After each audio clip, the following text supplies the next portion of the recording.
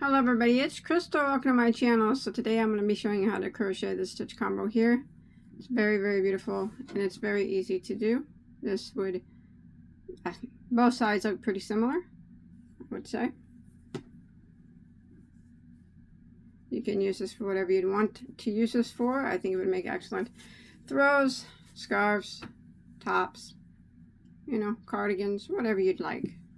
But it is very easy, and let's go ahead and get started on it. All right, for this particular stitch combo, you are going to need to know how to half double crochet and single crochet.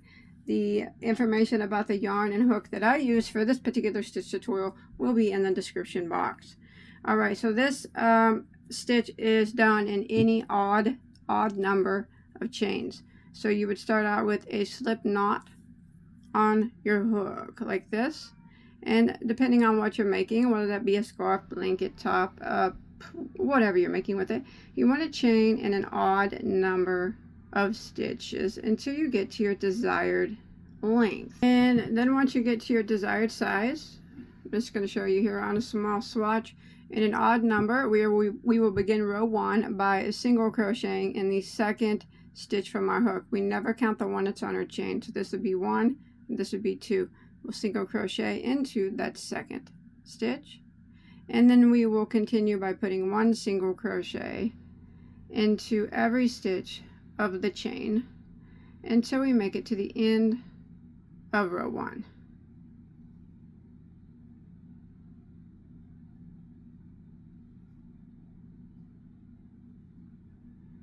Just like this. So row 1 is 1 single crochet in every stitch until you make it to the end.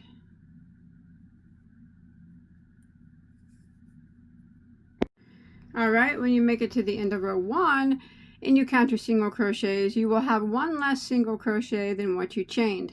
And since we started with an odd number, you should have an even number of single crochets.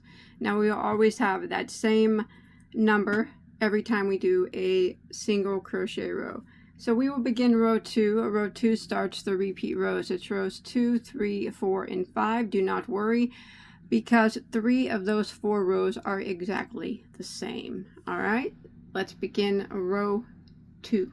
We're going to chain 1 and turn our work. That chain 1 does not count as a stitch here or anywhere else in the starting of the pattern or the stitch. All right, so we'll just pretend like it's not even there. So we are going to put a half double crochet right here into this very first stitch.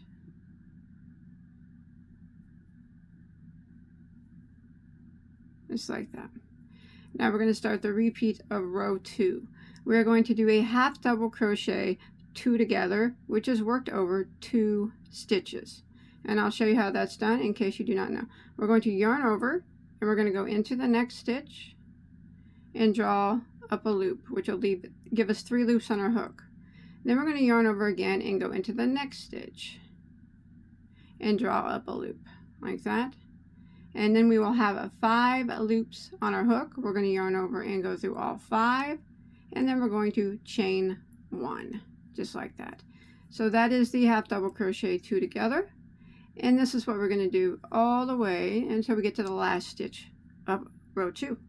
So again, we are going to yarn over and go into the next stitch and draw up a loop, which gives us 3 loops on our hook.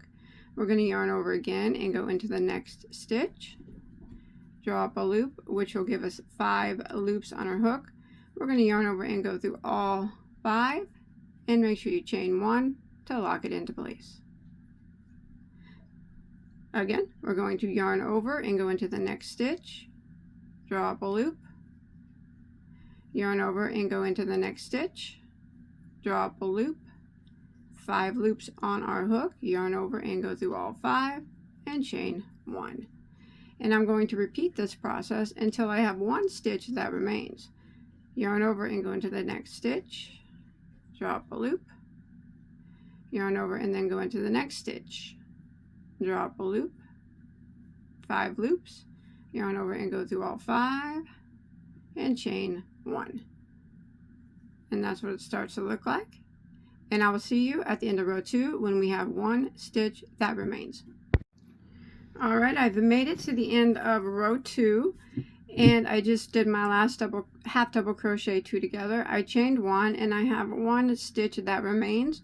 I'm going to end by putting a half double crochet into that last stitch, and that'll end row 2. And rows 3, 4, and 5 are actually all just single crochet rows. So we are going to start row 3 by chaining 1 and turning our work. Now do remember that chain 1 does not count as a stitch. We're going to go back into this very first stitch here, and we're going to put a single crochet into it, into the stitch, and then we're going to put a single crochet into this chain 1 space right here. So we're going to work across, putting a single crochet into the top of every half double crochet 2 together, and in between them into the chain 1 space. So when I go into the half double crochet 2 together, I go right here into this spot and single crochet, and then the chain 1 space is just right in between them.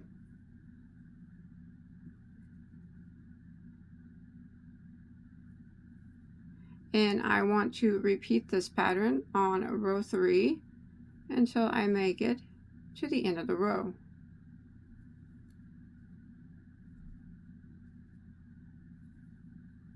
And when I make it to the end of the row, I should have the same number of single crochets as I did on row 1.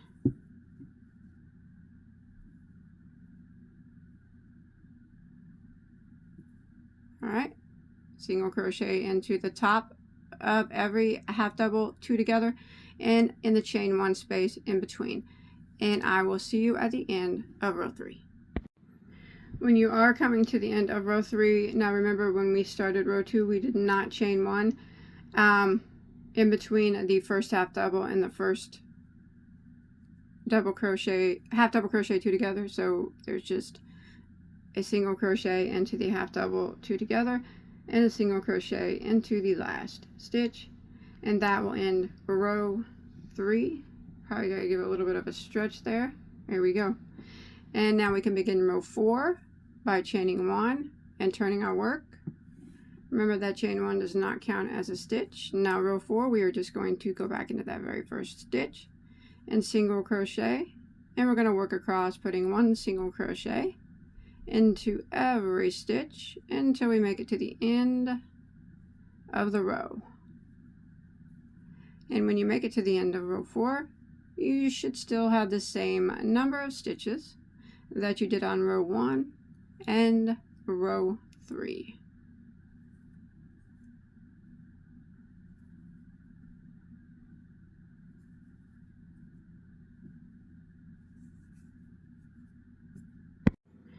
Okay, when you make it to the end of row 4, again, you might want to give it a stretch. We'll go ahead and start row 5, which is the final row of the repeat. We are going to chain 1 and turn our work, and we're going to do what we just did on row 4, which is another single crochet row.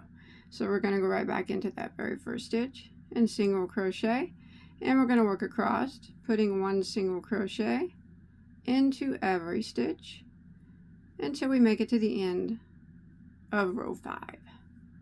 And again, we will have the same number of single crochets on every single crochet row that we do.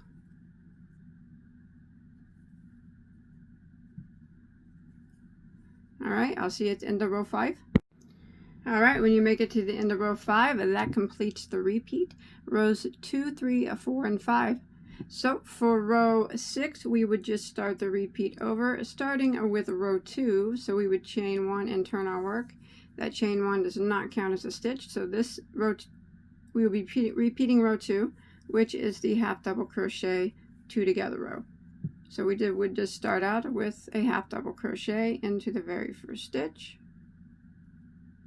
Remember, I'm just repeating row 2, and then we work the half double crochet 2 together over the next 2 stitches.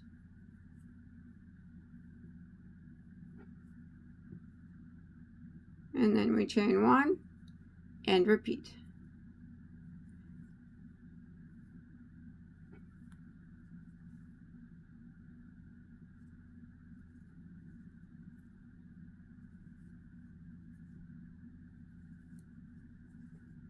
And you would repeat rows 2 through 5 until you get to your desired size. So see how easy that is?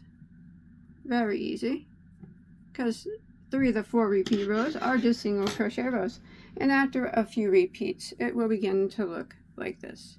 Such a pretty stitch, such an easy stitch. I hope that you enjoyed my tutorial, and I hope that you were able to follow along okay. Please don't forget to hit that subscribe button and check out all my other tutorials. I have anything that you could ever want to make, and certainly multiples of them, hundreds and hundreds of tutorials. So I'll see you in my next video, whatever it might be. Take care. Bye guys.